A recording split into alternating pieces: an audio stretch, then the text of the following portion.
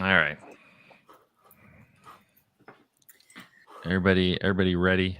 Mm-hmm. As we'll ever be. Here we go. In 3, 2, 1.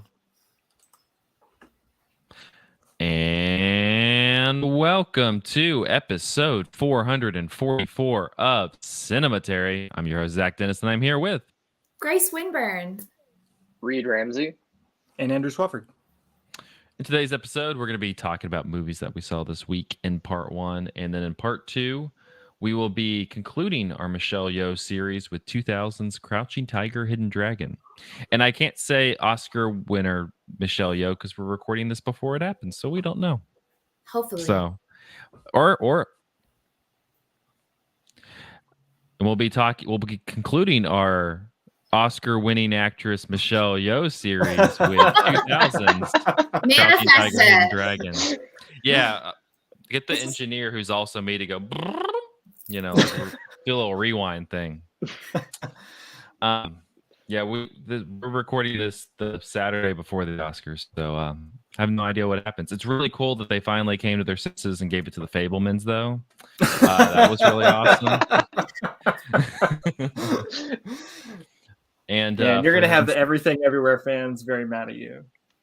I'm sure they'll, see another. Everyone, everywhere, all at once, angry at Zach. Everyone. Everyone, everywhere, angry at Zach. Yeah, I'm sure they'll see another light somewhere and go follow it. It'll be fine. All right, well, let's jump into movies that we saw this week. And I guess I'm kicking off with a movie Andrew you saw, but Grace also has lots of thoughts on. I do. Yeah. Well, I think we both recently watched it like in the last 2 weeks or so, right? And that movie, yeah, I had actually put off watching this movie. The movie is Pearl, by the way, by Ty West and Mia Goth. I want to give Mia Goth like auteur credit on this movie because I think that she definitely deserves it.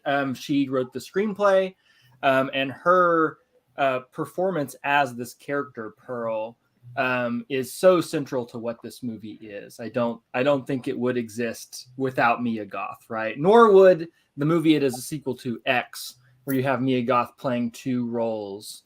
And I kind of put off this movie, even though that I liked X a couple years ago when it came out, because the trailers just felt so different and so off-putting in a way that I couldn't really put my finger on, that I was worried that watching this would kind of ruin kind of love. I just put it off, right? But this is truly chaotic, the way in which I came to watch this movie. One of my students gifted me a Blu-ray of Pearl for Christmas. That is a wild thing to give to your high school English teacher, a Blu-ray of this movie. Good job. But also on good job. I got you. Yeah.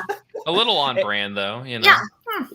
And so I kind of put off watching that Blu-ray too, but here we are in March, and I have now watched this movie, and I really, really like it. I was surprised at how well this movie works, despite the fact that it is trying to do a completely different thing from the movie that it is a sequel to.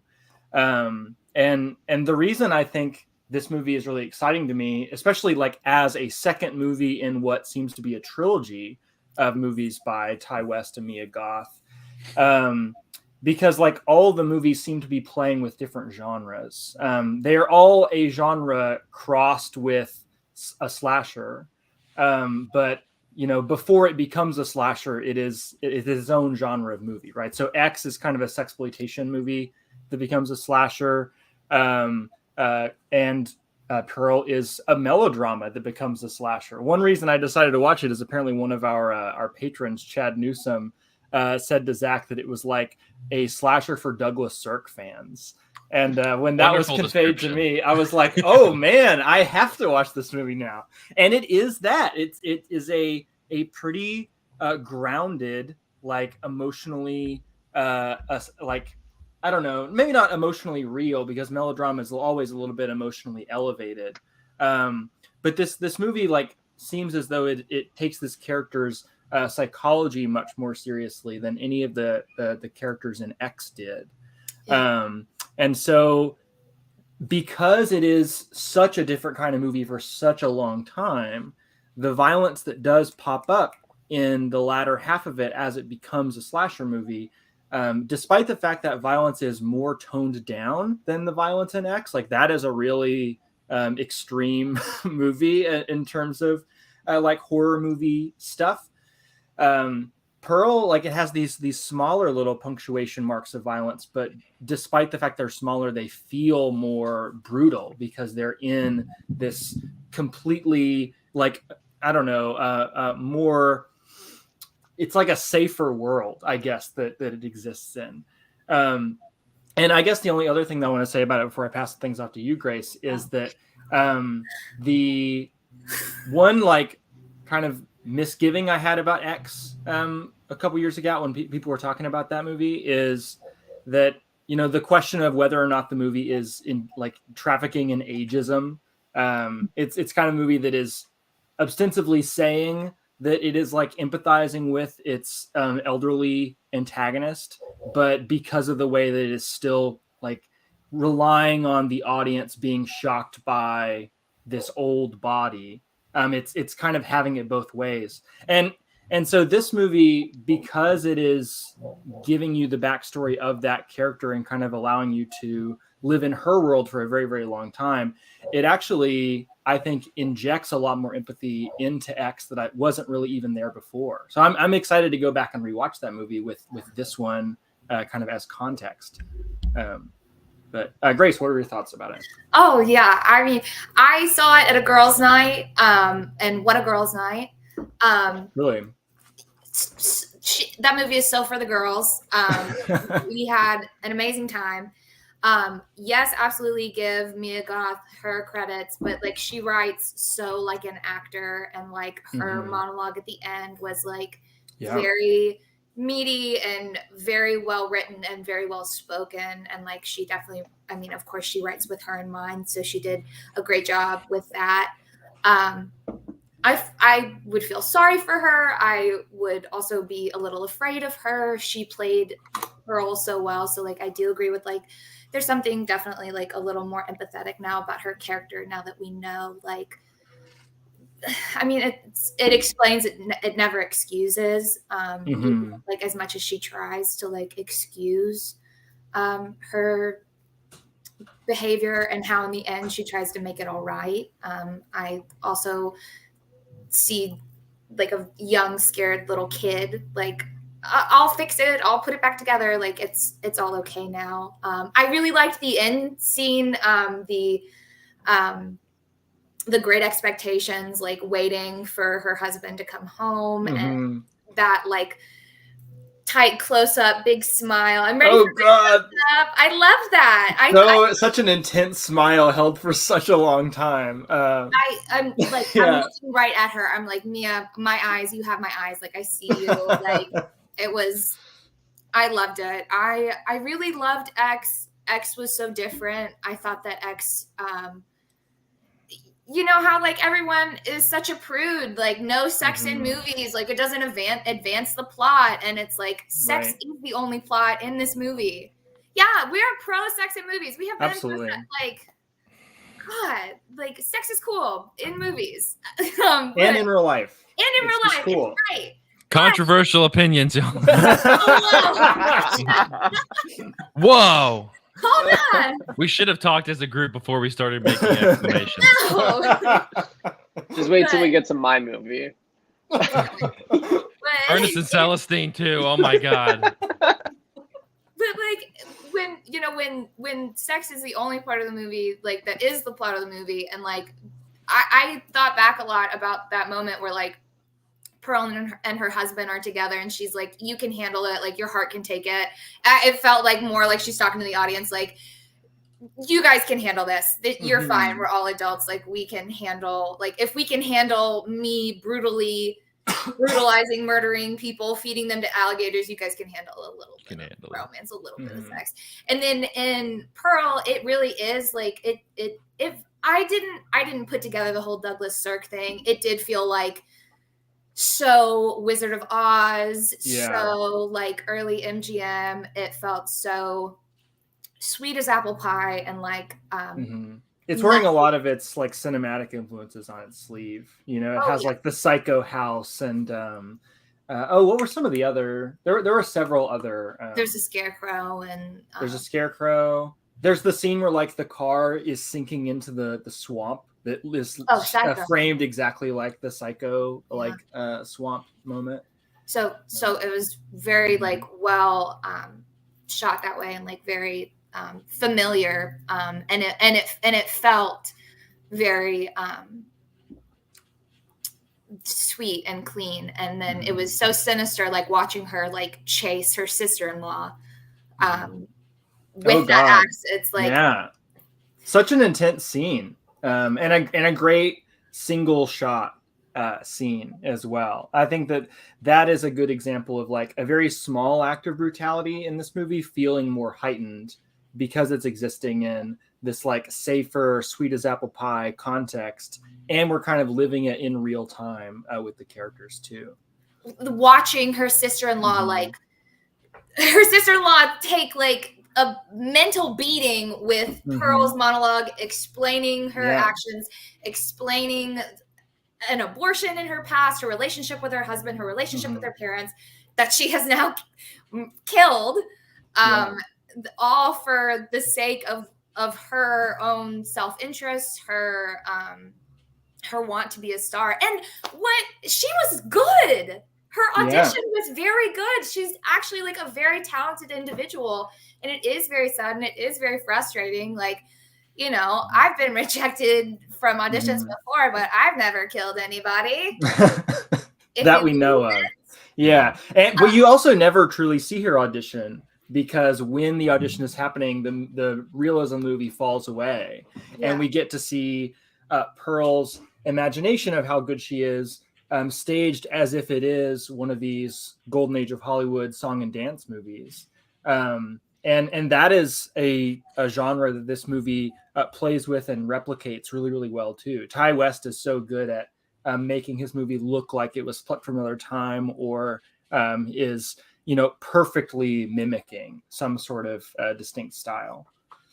So it was great. And the last thing I wanted to say was I really liked The Projectionist. I saw Mia Goth mention that she really enjoyed The Projectionist because it's like a projection of like her wants, desires, wishes, sexual confidence, like conquest, even like she projects that and he projects it back to her.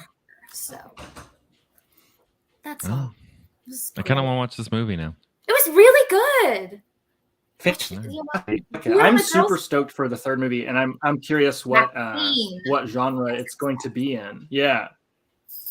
Do you think it's going to be the backstory of the protagonist from the first film, or like a continuation? I think it'll be more like a continuation, because I think that it'll be like her, like now she's got like some celebrity attached, like even more so before, like as her dad being that like televangelist, like now she's survived like a brutal massacre and she's a sex worker. She's got an interesting story.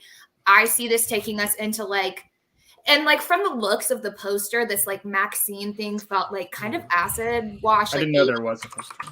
I think from what I saw, or maybe it was like, I imagined it. I don't know. I have a very vivid imagination. No, there is a poster. Yeah. Okay, great. Yeah. But it feels like it's gonna be more of like kind of something culty, something 80s, like more that way, like Manson. Yeah, because X is the 70s, right? Yeah, X is the 70s, and it's Texas Chainsaw and a little Waco or something. I don't know. Yeah, this looks very 80s to me. Yeah. Cool. Yeah, I'm excited. That's gonna be great. All right. Well, X and Pearl are out there to be watched. At your next girl's night. I don't know what the platforms are, but they're out there to be viewed. Blu-ray DVD. That's what I watched it on too. There you go. Speaking of nice little genre exercises that can be watched, let's move to Ol' M Night and Knock at the Cabin 2023, which I'll set it up. I shared a lot of my thoughts last week, so Reid, I'm gonna hand it over to you. But for those unfamiliar, I think it's I think I don't know if it's in theaters still, but it was on. I saw it was on like you can rent it now. Yeah. Which is a bummer. If you've not seen it, you should definitely. It's a fun little genre movie. But this one it stars Dave Bautista, Jonathan Groff, Rupert Grint very briefly. I talked about him last week. That he's incredibly good in this movie for the very short amount of time that he's there. But you have this couple and their adopted daughter who are vacationing in this remote cabin, and this group of people led by Dave Bautista show up and say that and like tie them up and are like, you have to make this unthinkable choice in order to save the world from the apocalypse. And don't give any like don't really give much like reasoning why, what's what's happening that's causing this or anything. They're just like, you have to make this choice in order to stop the apocalypse. And yeah, I'm gonna that's as vague as I'm gonna be on the plot without getting into stuff. But Reid, as our M. Night enthusiast, what were your thoughts on Knock at the Cabin? Yeah, I mean, every time a new Shyamalan movie comes out, and I think a lot of people feel this to an extent, whether they're like obsessed with his work or not. Like, it feels more like an event style movie than a lot of the other movies that come out throughout the year. Like, I think this was his like lowest performing movie in his career at the box office, but it was still like the first movie to knock Avatar 2 off for a weekend. So like it's still very successful. Like, people still want to go and see it in the theater. And this one in particular, I think, would play much better in theater than at home, would be my guess. Yeah. Just because it is very quiet for his type of movie, too. It's very confined, almost single location style film. But I really liked it. I think there's a lot to wrestle with in it, different than like even some of his other stuff. But I think formally it is like, it's pretty pitch perfect in my mind. Like, the performances are amazing, and then just the way M. Night like frames actors while they're just like, it's a lot of talking because it's like that single location. It's a lot of dialogue, a lot of discussion, and the way he frames faces, and then he seems to really believe in like bringing an actor's face like larger than life on the big screen. Like the big, like almost like the Fablemans type thing, like when Spielberg as a kid's filming the other kid. Same movie, but he believes in that like same essence. Like, I'm gonna make this actor like larger than life on this huge screen. And then what I particularly liked, without spoiling too much, hopefully with this one too, is that like he really focuses on that in all the actual scenes, like in the house with the characters. But then whenever you see any like first kind of glimpse of apocalyptic things happening, which there's a lot of confusion about what's like real, what's like manufactured, or what's just like lucky for the home invaders, basically. But there are things happening around the world. But any glimpse you get of that is like through this really like, it's just like a TV report basically, but it's like really bad footage of like horrific things happening, and it's just so distanced and unreal that like you even feel like as a viewer, you even feel distance from it. I feel like that dichotomy really like places the viewer in a weird spot too, where you're like, even if this is really happening, like it doesn't feel as real as this one family of three being like interrogated and like put in this situation here in this small home. Like, thousands of people dying feels less of a big deal with the way the movie frames it. And I'm not saying like that's M. Night's opinion. I'm saying that's very purposeful to like cause that confusion in the viewer, that the same confusion that the characters are undergoing, I think. Well, it's like, everything that they're kind of all the information that they're getting, like, the group of people are going, this is going to happen if you don't make the choice by this time. And then they, they delay the choice. They're like, well, it's going to happen. And then the only thing that you see like of the choice that, of what they said will happen is coming through like the TV. Right. And like you said, it's not, it almost looks like, it almost looks fake to a degree. Like there's, there's one of the acts that's, like a giant, like, tsunami wave. And it looks like you're like watching something out of like like Sharknado or something. Like it Yeah. purposefully looks kind of like it's not realistic. But yeah, it's playing with like this. It's playing with the whole concept also of like, it's kind of making this media comment of, oh well, it's on TV, it must be happening. Yeah. And like there's that like you kind of have the two the couple who's played by Jonathan Groff and Ben Aldridge, Yeah. are also kind of like these like pretty affluent, like this liberal minded gay couple. And so like you also kind of have like this distrust of you all like it's playing with like the whole kind of like these people are just like buying into like they literally say that they met on Reddit, like this Reddit conspiracy theory. Yeah. Which I like, I don't know if you're going and kind of going, oh, M. Night's like exploring this. He's not really exploring it. He's more just like using it as a jumping off point for the genre, like the genre exercise. Yeah. Yeah, no, I agree. And I think so the conversation around the movie I think has been strange to an extent. But it makes sense, I guess, for M. Night Shyamalan movies in general. Like people love to just like harp on his twists or like weird formal things or like perceived inability to direct actors. Like I'll leave that up to actors. I like the performances in his movies, but I know a lot of people don't. But I think no one had those issues with this movie.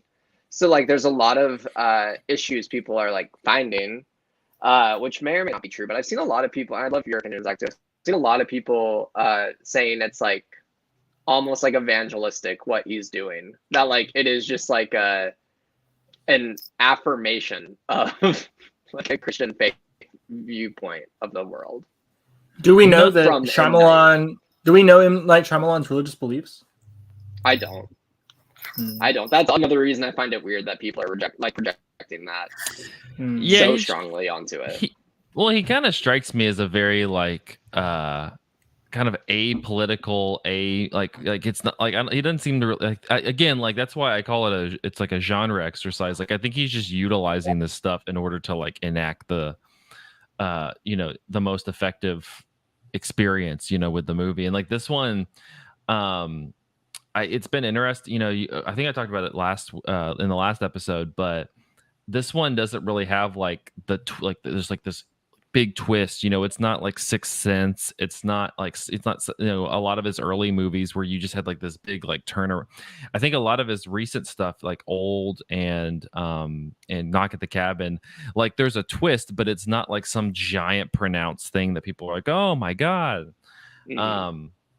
And so yeah, I don't really buy. I think like this one feels more like a theater piece. Like it's like a handful of actors in one space, kind of trying to make sense of all this stuff. I don't really feel like he's evangelizing or I think he's literally just kind of playing out this scenario within as this like narrative experience. Like it's very not like I really like the movie, but it almost kind of has like this B movie quality to it where it's just kind of like, let's just have this like extravagant over the top plot to it that we can kind of act out, because within the confines of a movie it's super entertaining to like engage with this. But I don't think he's I never felt like he was sending a message about quite honestly anything. I think that's just more a symptom of like how people view movies today. Yeah, no, I think I agree. I think in my opinion, I think this is also one of his more like ideologically light movies, because he is interested in a lot of things in a lot of his movies. Yeah. But here, I think you're right. I think it's more of like an exercise and an experiment. And I think what he's most interested in is like the central family's viewpoints, like worldview changing throughout the course of the movie, essentially. Because there even is a point, like as a gay couple, they have to decide, is the world even worth saving? Like, is the world that as they know it worth saving based on how they've been treated by people? So like I think that there's a lot of interesting parts within that, but that's pretty much all that's going on there. Like it's basically just a straightforward showing off what these actors can do and showing off what M. Night can do with the camera, which I mean I think is thrilling and fun. Yeah, So. that's what's kind of it's less interested in like the themes and such, and more interested in like that's why you have these really kind of fascinating performances by like Dave Bautista's really good in this movie. He's so good. Rupert Grint's really good in this movie. Jonathan Groff, out of the couple is really good. It's again, that's why it's like it's more of a theater piece because it's more about like the actors playing within the confines of the writing. And so in that way, it's just kind of different. Which, to a degree, that's what I think Old was also, because it's not like you go anywhere else other than the old beach, like it's the beach that makes you old. Yeah, like that's the only place you go to. And so I think he's like kind of getting in this period where he's like become more fascinated with like kind of making a much tighter script that really is not doing too much other than just entertaining you, and then like letting the actors like operate within that. And it's almost becoming more like genre theater than it is like, like again, something like The Happening or where that just has kind of like this big gaudy plot to it. He's much more like it's much more refined and shorter.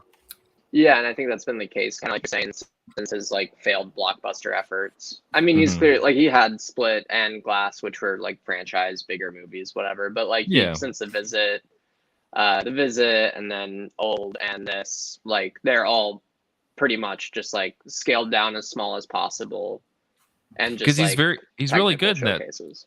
Yeah, he's really good in that, in that kind of scale. Like I'm not a giant M. Night's fan, but like. I wasn't super big on Old, but like between like that one for sure and this one, like they're both really well directed and effective at like eliciting the emotions that he's trying to elicit out of you while you watch the movie. Yeah, I agree. Hey, before we oh sorry, you have more things to say about it? No, I was just gonna say that's just a really scientific way of describing having fun at the movies.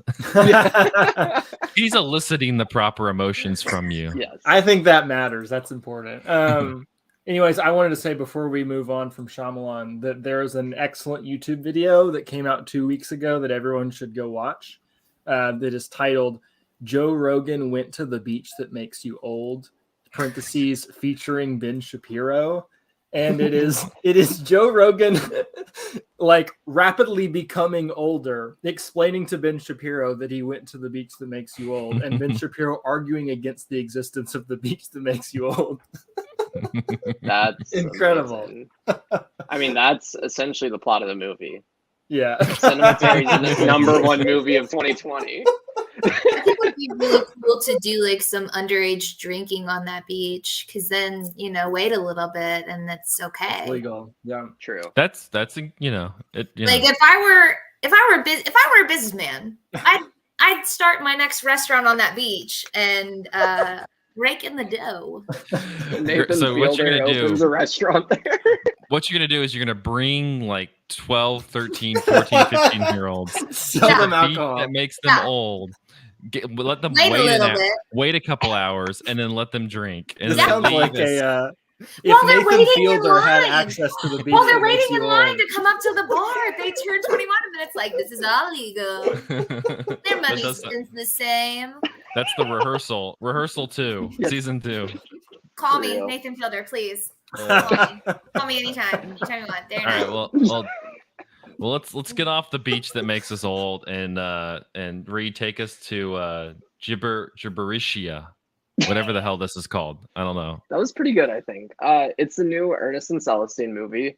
I was able to see it last week at the International Children's Film Festival in New York, which is a really great festival. It's going on this weekend too, if you can go. I guess this won't have come out, so never mind. Disregard that. Yeah. Yeah. A lot of backing up in this episode. Yeah, I apologize. But this is the follow-up to the French animated film that came out, I believe, in 2013 or 14 or so, a while ago. It's been a minute. It's a sequel. Yeah, and it's got 2012, even older. It's on my phone right now. I'm looking this up. I've never seen this. It's really good. But it is follows Ernest and Celestine, obviously, a bear and a mouse, who the first one follows them as they become friends. And then this one is a little bit further on, obviously, and they basically are out of money and they're trying to figure out how to make some money. And so Celestine, in an effort to help Ernest get everyone on the feet, goes and grabs his violin, his instrument, and breaks it on the way to getting to him. So they need to travel to his hometown or home country, Gibberitia, where he can get the violin fixed. That's the plot, basically. So then they go towards Gibberitia, and as Ernest is getting there, he's telling Celestine all about how it's just this wonderful land where there's all the music and all these bears and everyone's happy and it's wonderful. And they get there, of course, and it's like now this like nearly fascist, no music state, basically, where like no one's allowed to play any note but just the note C. So like there's a really like, no, I don't want to spoil much, but they do a lot of really great comedy with the fact that C is the only legal note in Gibberitia. But it's following them as they go there, and Ernest reconnects with his family, essentially. So like you learn a lot more about his life and his upbringing and all the pain that he caused his family from moving away and how that affects his community as well. But basically, it fascist. is just yeah, essentially. How about fascism is the new Ernest and Celestine movie? I would say it's pretty much about fascism. If wow, the only I would goal not of have fascism expected was to this limit left music. For the Ernest and Celestine series. If the only goal was to limit music, then it is about the first movie is kind of about capitalism in a way. There's the dentist's office that's right across the street from the candy shop, and they're like running an exploitation scheme on the community. Damn.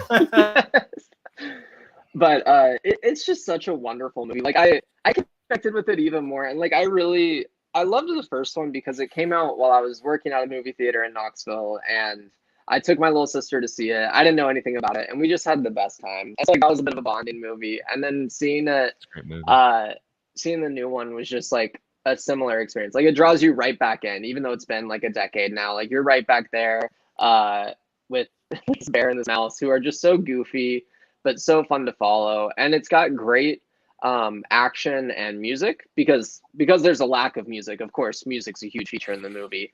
So like there's a lot of like just amazing music in the soundtrack, and the director was even saying that basically one of the first people they brought onto the movie was the composer.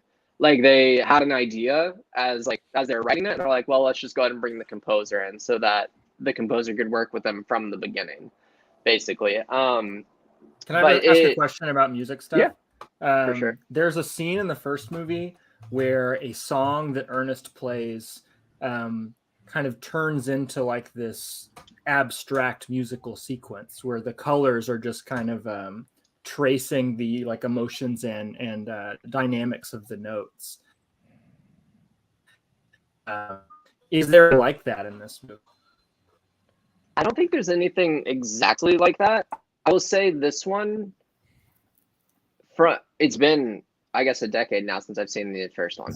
But this one, from my point of view, is more interested in kind of the kinetic action and like kind of bombastic music that follows that. But then there are like some really lovely slower moments with Ernest playing violin. And then just in general with the animation just being kind of bizarre and more abstract, like it is definitely that. Like they are fine blurring lines because is it watercolor animation? Do y'all know? Yeah, watercolor. Yeah. Like there's lots of just like blurred lines like between things. Yeah, it's very playful. The world's like always changing around them in like a really like lovely way and appealing way. And then the other thing that was just really cool, and this I don't have much else to say like about the movie, especially since it's not like out quite yet, but Zach's saying it will come out this year, which is cool. The director, at this festival, they let kids ask questions at the Q&A. It's not like a rule, but it's pretty much like no adults get up to go ask questions. It's just lines of kids. And the director was just like so kind and patient. And it's like this older French man, and he's just trying to listen and like actually give interesting and diverse answers to like all the questions. And the kids are basically asking the same questions over and over. But one kid did ask, which this was hilarious. This kid was like probably a preteen, I think. She was like, "Are Ernest and Celestine only friends?" And just a confused look on other kids' faces. She's gonna go home and start writing Ernest and Celestine /fiction. That's what she wanted to know. There's gonna be some Ernest and Celestine zines coming out very soon. Yeah.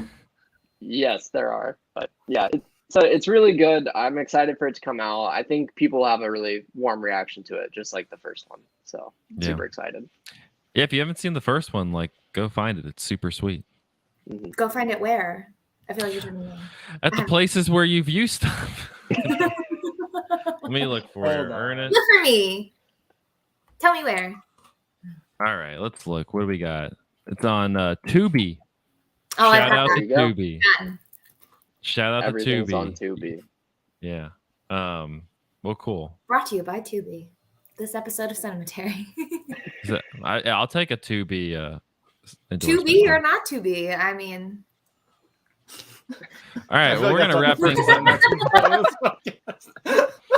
We're gonna wrap things up now, and we're gonna go into part 2. We're gonna talk about Crouching Tiger, Hidden Dragon.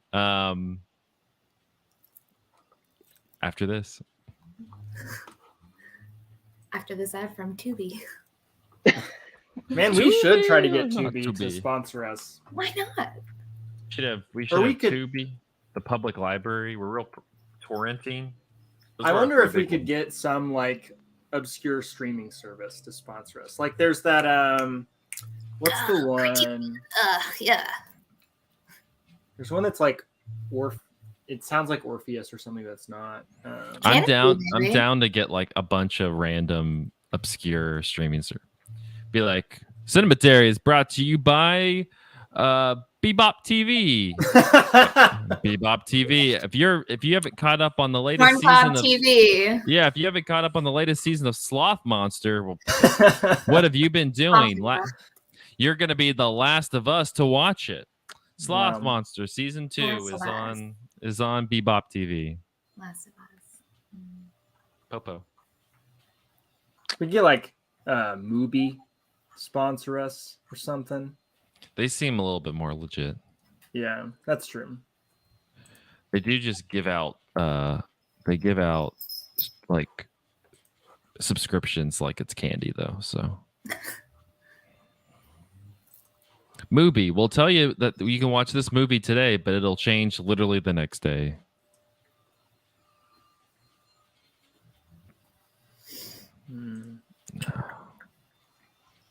I'm still mad at Mubi because there's like a couple movies that they have that are like that they're distributing that they won't put on their damn service. Oh. Could we get Canopy to sponsor us? Maybe. Yeah. Canopy would be cool. I would love Canopy. I'm a big Canopy fan. Wait, don't you have some sort of connection with Canopy, Grace? No, I did a project on it. Oh, okay. That's all. Oh, it's not I use it. That's not a connection. I could show it to them. I could show it to them. Here's my homework. I got Say like I would be the best spokesperson for your service because look at this essay I wrote about you. Or I'm sure it was not just an essay. Yeah, I got to talk about it some more. I graduate in May for anyone. Congrats. Everyone. Thank you. I'll be a master now. I'll put Master Grace when I join up with you guys. Okay. Think I won't. That's what your butler can call you. Oh, Master Grace. If ever I'll get one. Get right on that. I just saw Reed's face turn upside down for a second. That was scary. Sorry. I don't know what happened. My headphones are dying. Are you okay? My neck. Yeah, I'm good. That's great. It's just gonna work out. What's everybody drinking? I'm drinking a protein shake. I was wondering what that was. I've got nothing right now. Nothing. I drank water before. How you doing, Gigi? There's mimosa and that's Stanley. Very nice. I'm on spring break. This is my last spring Me too. break. Yeah. Are you guys on spring break? Mm-hmm. No, I wish. Oh yeah, see, us. I don't. I work a 9-to-5 job. I don't have spring break. Never mind. Reid, what are you doing now? I forget. Still at the coffee shop. Barista. Oh yeah, that's right. Do y'all have spring break? No, I coffee asked, shops have but spring It's break. a state of mind. They actually You're told me I on had to cover all this in spring spring break. break. You guys are welcome to be on spring break as well, like if you'd like. Okay. thank you. Mentally, it's a state of mind. Tell It your is a boss. state of Sorry, I mind. can't. It's going out of town. Spring break. Me and my friends. Oh, were I on miss PCB spring for break. Yeah. Why not? We'll take a summer break and go to Knoxville and do a live show. That'd be a Let's lot do of it. fun. Yeah. We should maybe get in touch with Nick and plan a series accordingly or something. See what Yeah, let's do it. they got lined up for the summer. Give me a good excuse to come. I want to hear what Gigi has to say. No, you don't. Let her speak. He's a dumbass. So. Let him speak. Excuse me. GG. Got nothing. It's Also, dumbass. did you say that this was episode 444? 444? It is. 444. Yes. We are manifesting the Michelle Yeoh Oscar win. Angel numbers, angel numbers, angel numbers. What do you like the guy from the rehearsal who's like obsessed with the meaning of numbers or something? Oh my god. I think about that guy Totally once a talking it out. week. I think about that dude once a damn week. Love that guy. Man. No, angel numbers are cool, right? Yeah, they keep you from flipping your Scion T100 or whatever. Yeah. No, Yeah. your T10 going 100 miles an hour. And then when I was flipped upside down and looked across the street, guess what I saw? 777. Yeah. Whoa. Did you see the clip of Nathan Fielder winning for the rehearsal at the Indie Spirit Awards? No. No. What did he win? He won like best like Unscripted. scripted feat, like something like that. But his speech is great.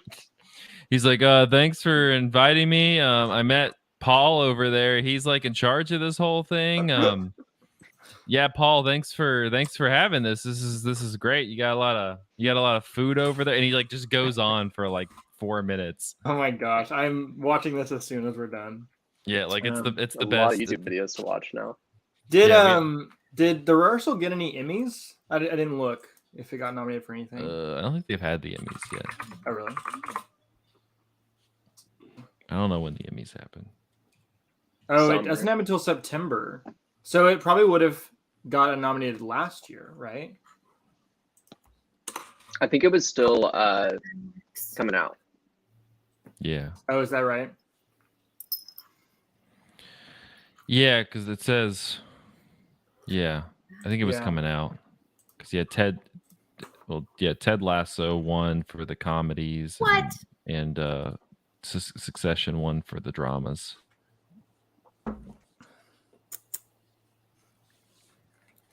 You don't like Ted Lasso? Oh, I haven't seen it. Okay. I passed judgment on it though. That's not going to stop. I've heard it talked about in reference to the whole like nice core thing. My is brother very nice. went as Ted Lasso like for Halloween one year, and that like I mean we don't need to get into my family dynamics, but it's like that tells me everything I need to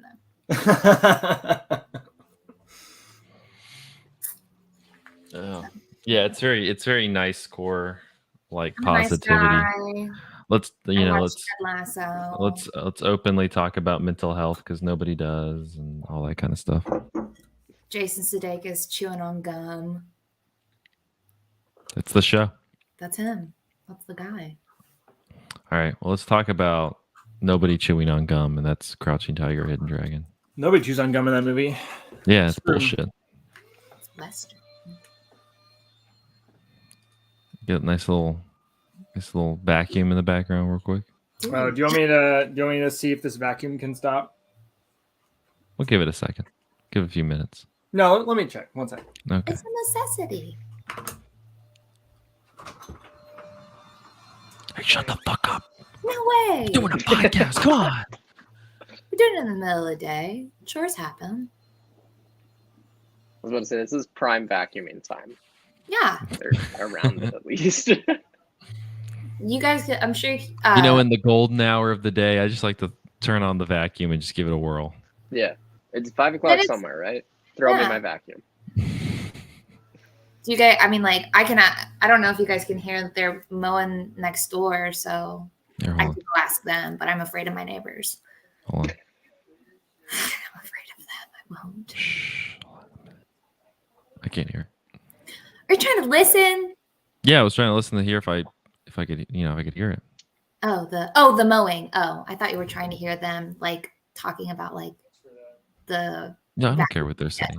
Oh, okay. I was like, what? You shouldn't eavesdrop on that. I don't care what they're saying about the vacuum. Okay, I'm sorry. Come on, Grace. Come on. No vacuum. Just toss it outside. Yeah. Fruit and garbage. All right. Here we go. In 3, 2, 1. And we're back with part 2 of episode 444 of Cinematary. In this part, we're going to be concluding our Michelle Yeoh series with 2000's Crouching Tiger, Hidden Dragon. Directed by Ang Lee, from a script by Wang Huiling, Tsai Q Jung, and James Shamus.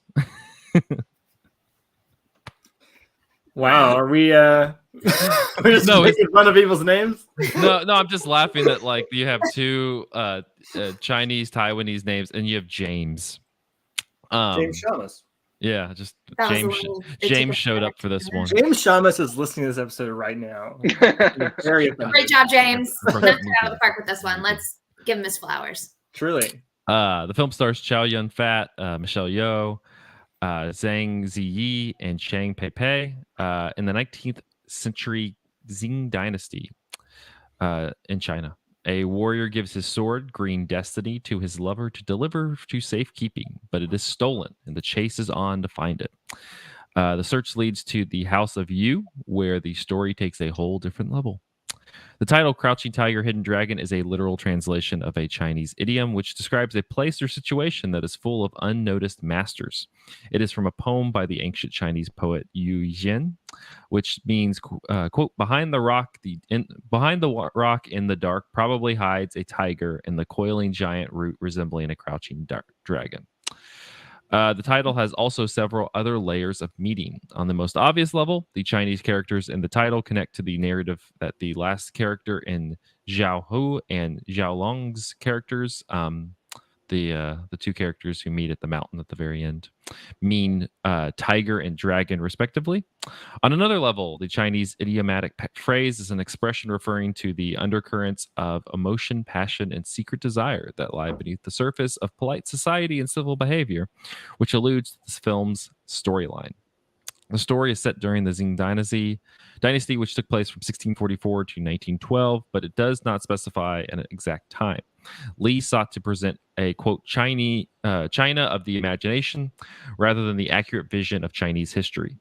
At the same time, Lee also wanted to make a film that Western audiences would want to see.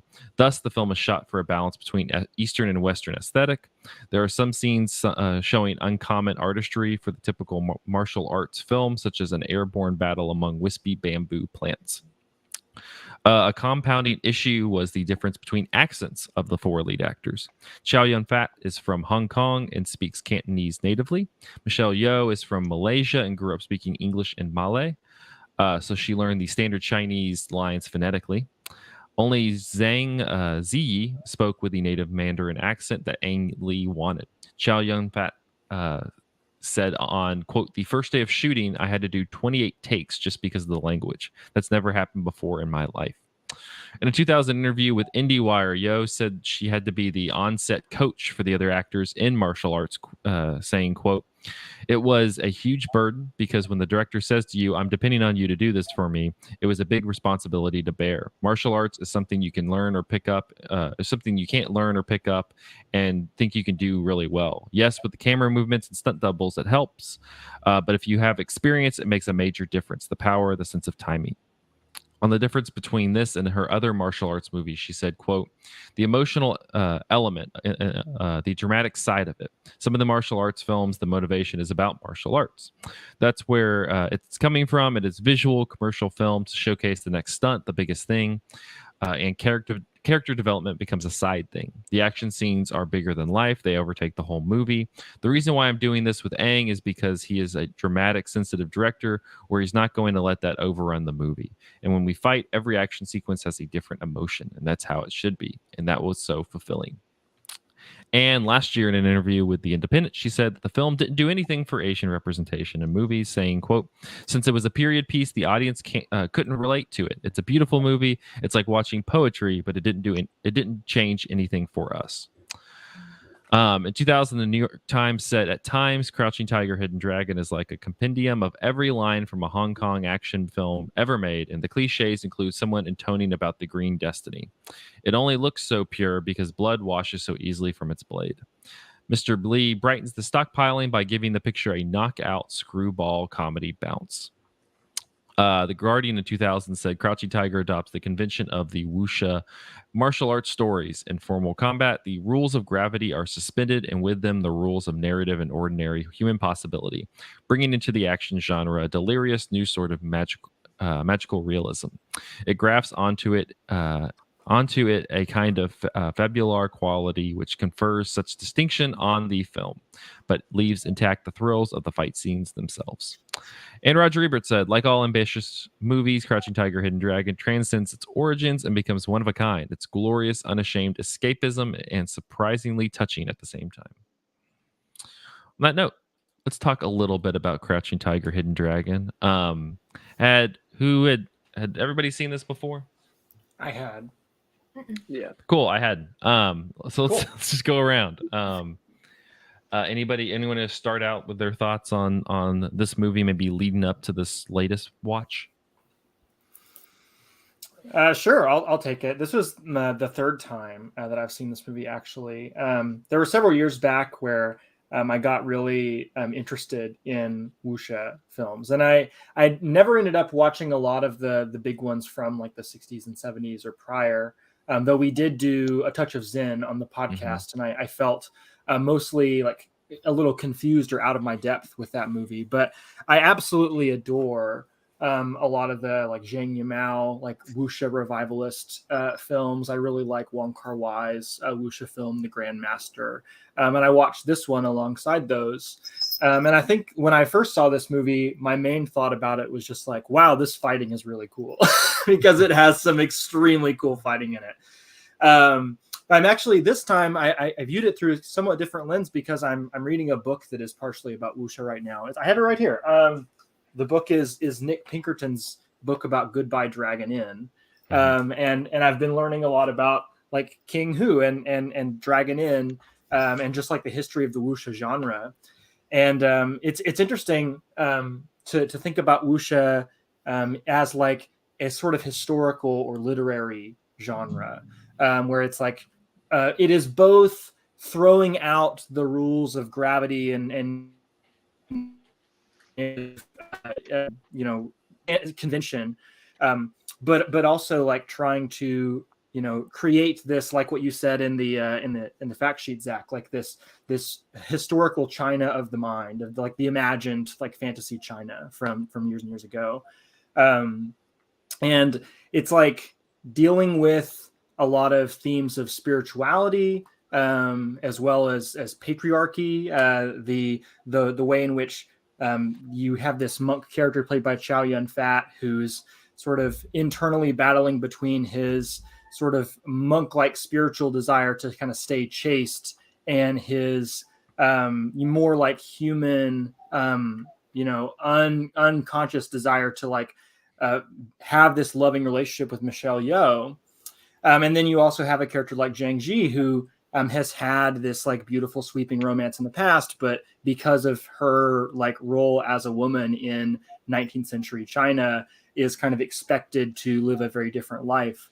And so the movie is kind of thinking about a lot of that historical stuff, and also like presenting it through these really sublime, kind of transcendent fight sequences that feel more like dances than actual like combat in a lot of cases. Though the combat is amazing too. I think the fight between Michelle Yeoh and Zhang Ji, where like Michelle Yeoh has to like keep getting different weapons to fight back against Zhang Ji's like magical green sword, is just like really astounding and like plays with a lot of like different modes of martial arts. So I mean, there's more things that I want to say about it too, but mostly I just think this movie is fantastic, top to bottom. I think it's incredibly like just like pleasurable to watch at every moment, and it makes sense to me why this movie was such a big hit with American audiences, like more so than any other foreign film in American history. Especially after The Matrix had kind of popularized a lot of these cinematic techniques that were pioneered through wuxia films in the decades prior. But yeah, I'm curious to hear about the reaction of folks who had not seen this before. How did it play for y'all? It was great. I had not seen this before. I loved it. I got to see it at Downtown West in a theater by myself, private screening. Hell yeah. It was incredible. Just me, my big soft pretzel, my high noon, and the movie. And I just soaked it up. I loved every second of it. I don't know anything about wuxia. No lies between us, like between any of us here. I don't know anything about that. I don't know anything really about martial arts movies. It's super cool to watch. Those are people who are incredible athletes that do incredible work and showmanship, and I will never be them. And I just watch with quiet awe and respect, and really enjoy it. And now my cats are doing wuxia.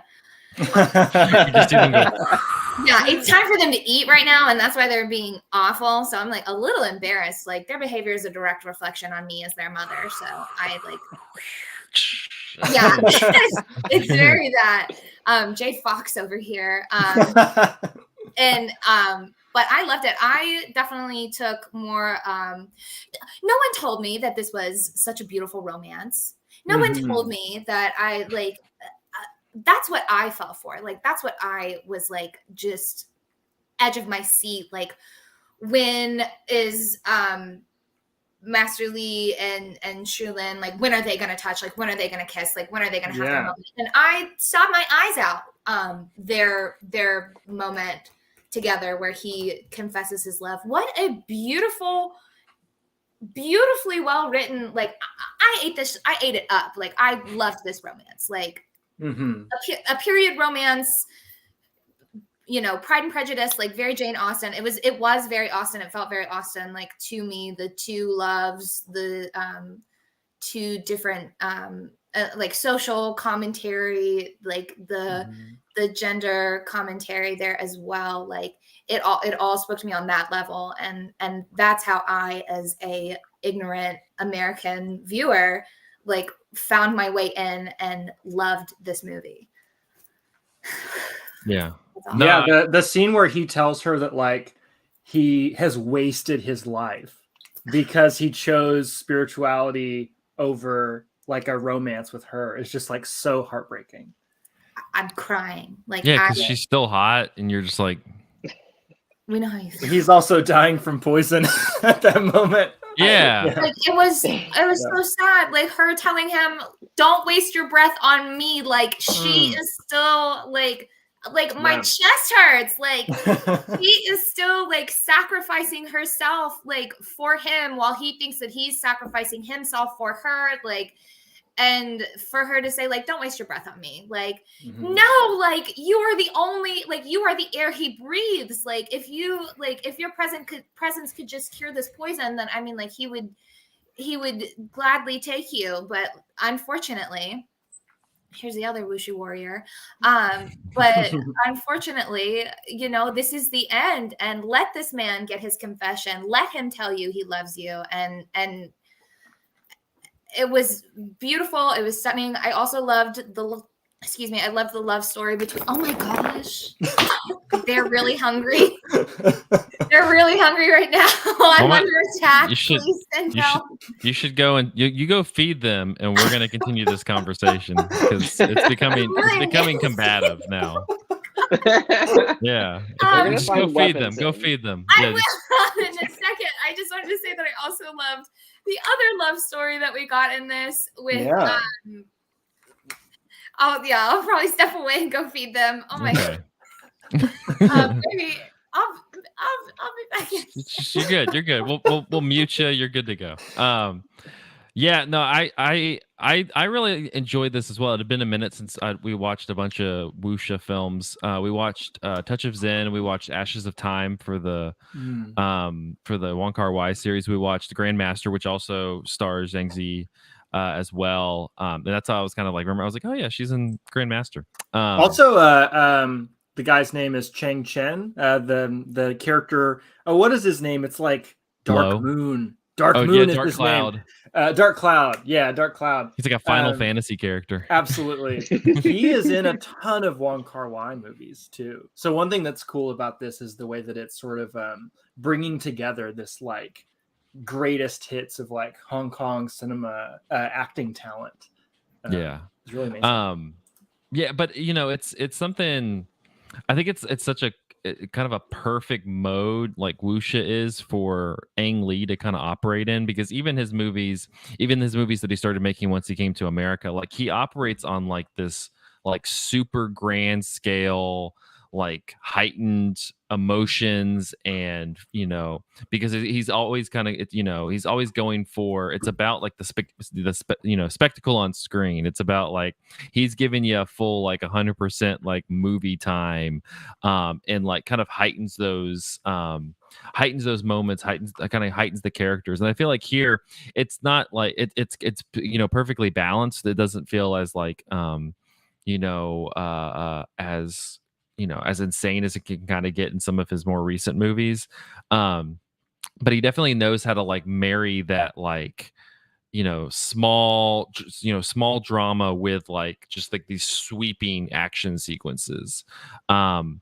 It's kind of, you know, going to the part where actually I'm gonna let Reid talk real quick, and then I'm gonna get into a talking point.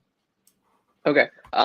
So I saw this, I guess, a few years ago, and looking back at like what I rated it or what I thought of it, I was pretty surprised, like comparatively. Like I think I was kind of underwhelmed for whatever reason. Knowing myself too, like I used to be more likely to get lost in like plot mechanics with wuxia movies or something like that. And I think that just doesn't matter too much. Like everyone's alluding to, all that really matters here is the romance and the action. Yeah. It's all about like the vibes. Yes, it really is. Yeah, but I think what I also really underestimated going back to it again was how, not unimportant, but how little you get from Chow Yun-fat's character. Like in my memory, he was super important because he's also in maybe like the most famous couple fight scenes from the movie. But in the actual like movie, he's really not as central. It's much more Michelle Yeoh's character and Zhang Zi's character, their story, as well as their like diverting romances. And then I was really blown away in particular this time. Like there's the great fight scenes that everyone talks about, like the trees and stuff, like that's amazing. Yeah. But I was really blown away that he spent like 30 minutes doing like a flashback to her previous love story. Like it's a full insane flashback. Movie. Yeah. And it's so good. Yeah. It's maybe the best part of the movie, honestly. Yeah, and it is fantastic. So good. And I like that their romance is like you can't untangle it from their fighting with one another. Yes. So like a lot of the fight scenes in this movie are actually kind of love scenes too. Mm-hmm. Oh yeah, that's a great point. Yeah, and that's a big thing in with Zhang Zi's and her relationship with Tony Leung and the Grandmaster. There's an amazing scene between them that feels like this romantic dance. Yeah, I was blown away again, like fresh eyes. I think from a global perspective, like we're talking about too, Ang Lee's movies tend to just like work for larger audiences, even when he's taking a genre that's really entrenched historically and like within a nationality, they can make it work for pretty much everyone. And I think that's why this movie was such a hit and is so like accessible. Like I think the love story is very accessible, the actual action's accessible, and it's really not that shocking to watch people fly as soon as you're bought in pretty early, you know. It's amazing. Like I don't understand Yeah. why people complain about people flying in No. wuxia movies. Like I have some friends who can't take them seriously or laugh at them or something, but like I don't expect this to be realistic. I expect it to be like kind of euphoric and fantastical and beautiful. Like I think it's just incredible to watch these actors soar through the air. Well, literally every character in a blockbuster today like soars through the air, so it's like whatever. It's between that and Captain Marvel. It's interesting looking at Michelle Yeoh's comment saying that this really didn't move like Asian representation in film. I feel like the other thing that the movie did, and this is of no fault to the movie or anybody involved, but like because it got like that level of popularity in with American audiences, it kind of created this almost cliche of like this is what you expect just across the spectrum of like a Chinese movie, even more than like I think like Jackie Chan movies or Sammo Hung movies or like it kind of in like you're talking about King Q movies and like wuxia movies from the 60s and 70s. This is kind of like this Crouching Tiger is kind of now like if you're going what's a Chinese movie, this is kind of the default, even though it's very, as I mentioned in the notes, like it's a movie that Ang Lee was gearing to be a mix between Eastern and Western kind of like the way he filmed it. And so it kind of just in terms of its legacy, that's something that I think maybe took me a long time to kind of watch. It kind of almost seemed like this movie that was the movie from China that Americans could actually watch to describe it that way. Well, we got a handful. I feel like afterwards in the early 2000s, we got a handful of movies that were trying to like crack that same vein and like be successful in America as well. And then even some like American finance ones, like The Last Samurai has to be like a little bit of like like piggybacking off. And then there's movies that were like fully Chinese as well that like I feel like they brought over purposefully and wanted to be a huge success. Like I remember like I saw Mongol in theaters at Downtown West, which is crazy. I was like not that old, but like that is a very like now not a movie that has a legacy, but seems like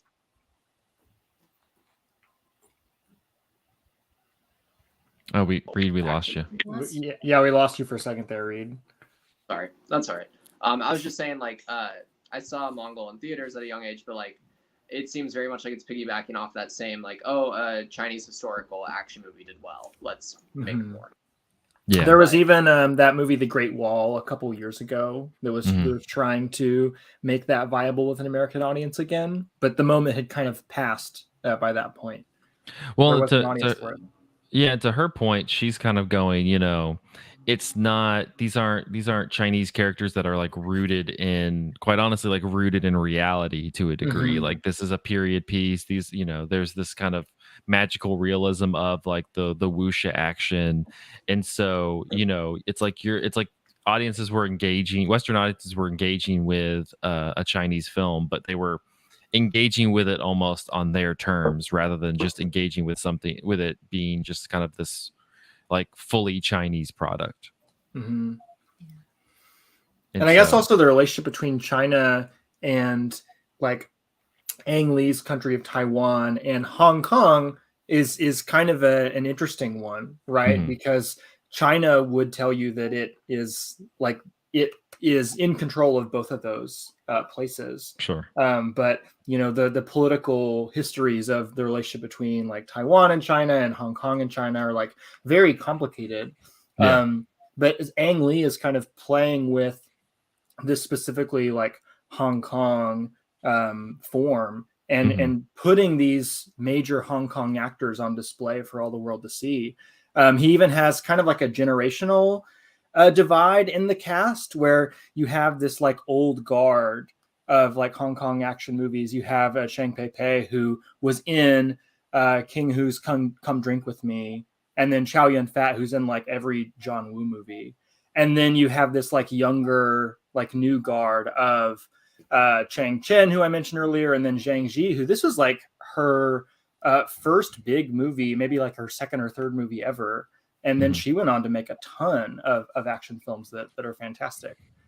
So it's cool that he kind of was just giving a stage for those incredible talented actors. Mm-hmm. Looking at Michelle Yeoh in this movie, I agree. Like there is like this just kind of power in the romance at the very ending, but going through this whole series of like watching her different roles in various films, it still kind of feels a little bit like it still feels a little bit kind of like she gets the romance, but it's at the very end and the dude dies, like out of the movie. And maybe we need to broaden like the movies that she's done to kind of see if she's developed that. But it seems like constantly she's just kind of never allowed to like be in love on screen, it's from the ones that we watched, it was always she kind of had a guy in the background, but it was really like, no, this is action, and they'll like kiss at the end and that'll be it. And that's even the kind of the case in the James Bond movie. And then in like Wing Chun, it's almost like feels like tacked on that she has to have like some sort of romance in this. And like this one feels much, like I said, it feels much more natural. It feels much more genuine than any of those. It doesn't feel like it's tacked on at all, but it's just kind of frustrating for her as like this character not to be able to have like this fulfilling romance throughout the runtime of the movie. It always kind of feels like it's something that's put on at the end. Also, a thing that we've kind of run into over and over again during this series is Michelle Yeoh not really being allowed to truly be a lead character. Yeah. The only movie we've watched where she's technically the protagonist would be Wing Chun, but even in that, she's kind of presented as part of the ensemble.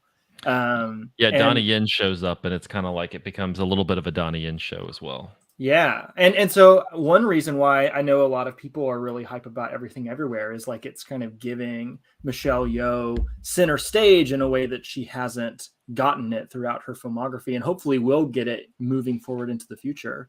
But I was, watching Crouching Tiger, specifically looking for her. I was kind of disappointed by how little we got, even though where she is in this, all the scenes she is in this movie are really incredible. Yeah, I was like, where is she this whole time? We got the 30-minute flashback on that beautiful love story. Like, I cannot stress enough how much that also made me weep. I loved watching that. I would have followed her love story. Like, that would have been incredible to see. Like, they set it up. It's her fiance. Jade Fox kills him. And then like her slowly like falling for Master Lee. Like, that would have been beautiful. I would have loved to take 30 more minutes and explore that. Absolutely. Like, where is my girl? She had a gorgeous, like, older sister, younger sister dynamic there, which was very fun to watch and made their fight scene in the end, her and is it Zhang Ji? Her, like, their fight scene, like, all the more fun of like, you're fighting your big sister, like, that's they also like created as like she's kind of, because Michelle Yeoh was constantly kind of going, no, you need to go follow this path that you don't need to go off on this path. Like, I've done that, and that hasn't really, I haven't seen the fruits of that labor in terms of like a partnership. And she's kind of constantly going, no, you need to go, you just kind of follow the path your parents have given you. But yeah, like, where was she in this? Like, she hardly anywhere. This wasn't really her story, her romance. It was.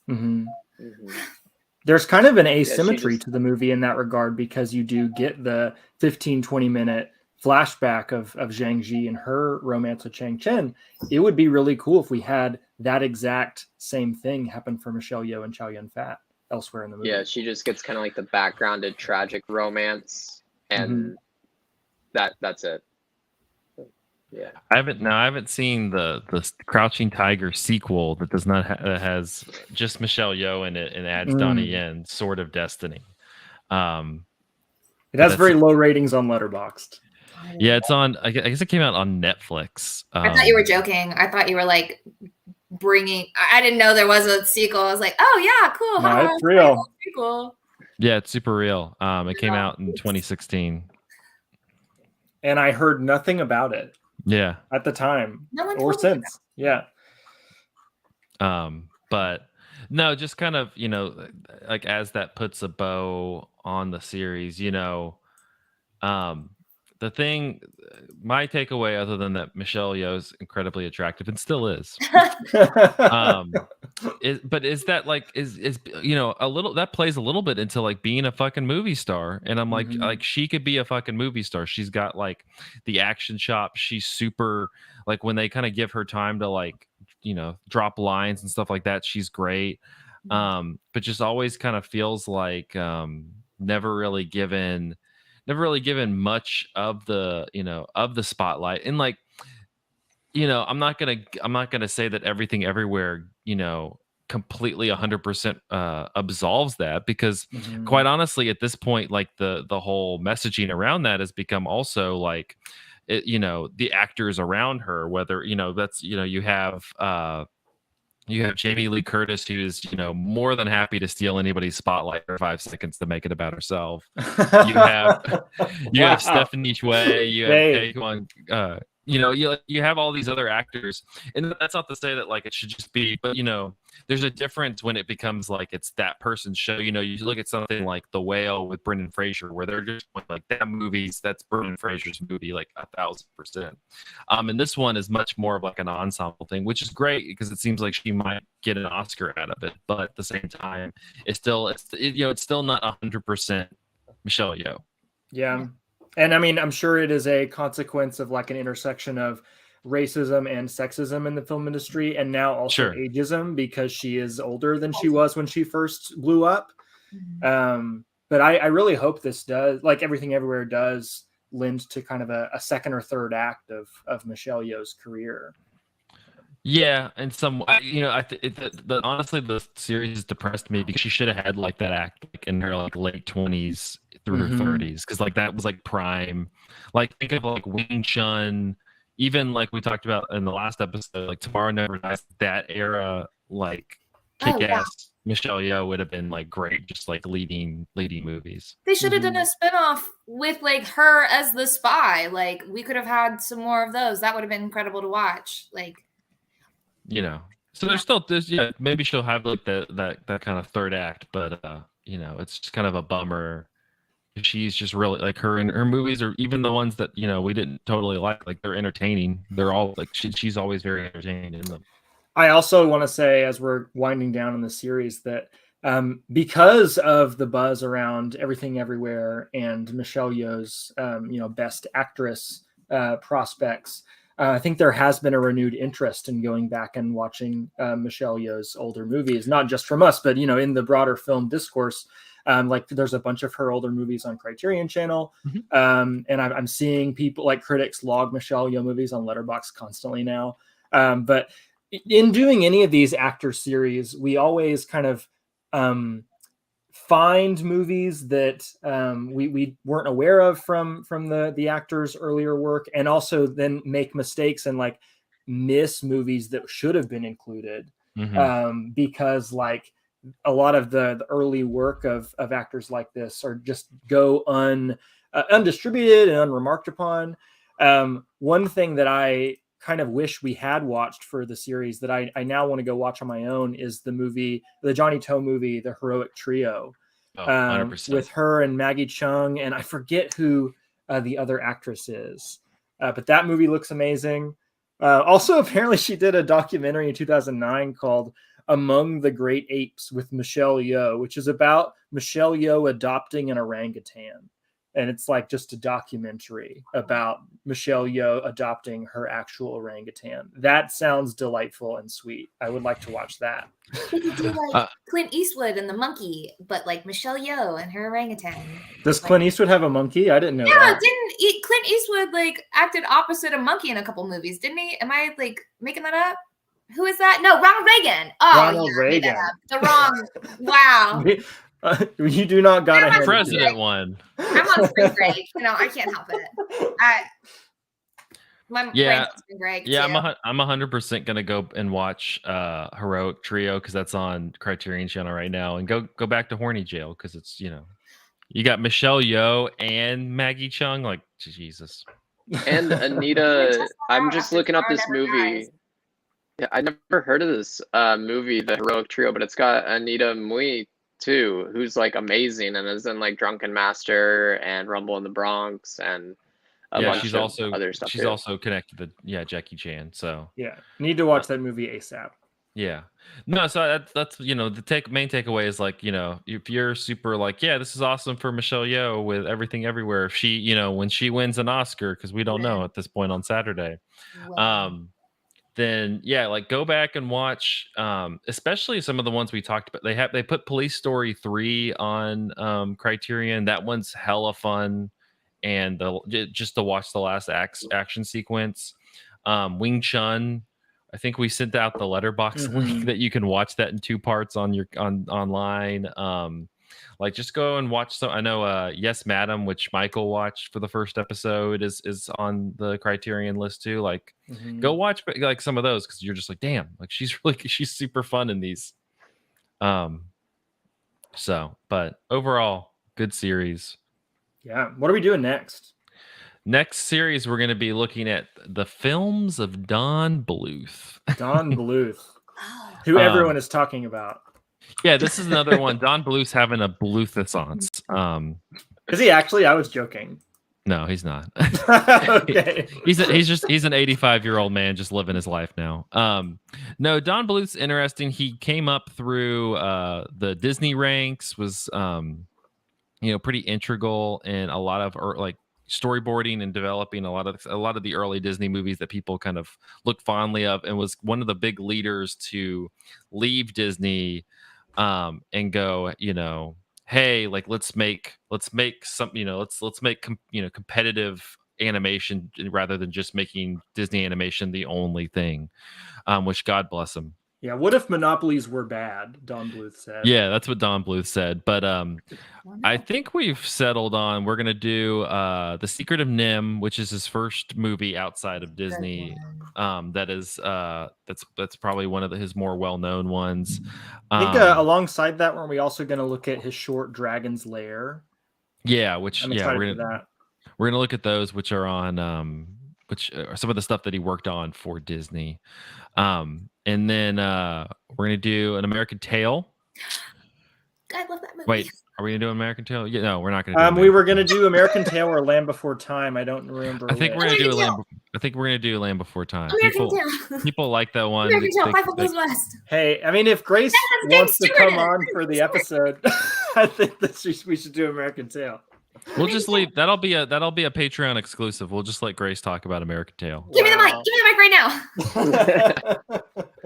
In the end, we're still deciding on the order, but yeah, we're gonna be looking at American animator Don Bluth, and kind of his, because like I said, he's kind of fascinating as you go through the 80s. Yeah, the 80s. If you go through the 80s into the 90s, his movies through the 80s, like American Tail, Land Before Time, Secret of NIMH, really like got Disney kind of off the, knocked them off a little bit as a lot of their stuff started suffering, and it led to like the 90s renaissance that now people associate with Disney, with like Beauty and the Beast and Little Mermaid and things like that. Like that was a little bit of a direct response from losing out to a lot of these Don Bluth and similar movies in the 80s. So we'll get into that a little bit. So and we'll decide on American Tale for Grace. American Tale. We could just do 5. We should probably not be planning on the podcast. We could do Secret of NIMH, American Tale, Land Before Time, Anastasia, Titan AE. Well, Yeah, we'll figure it out like off Oh my God. off of the mic.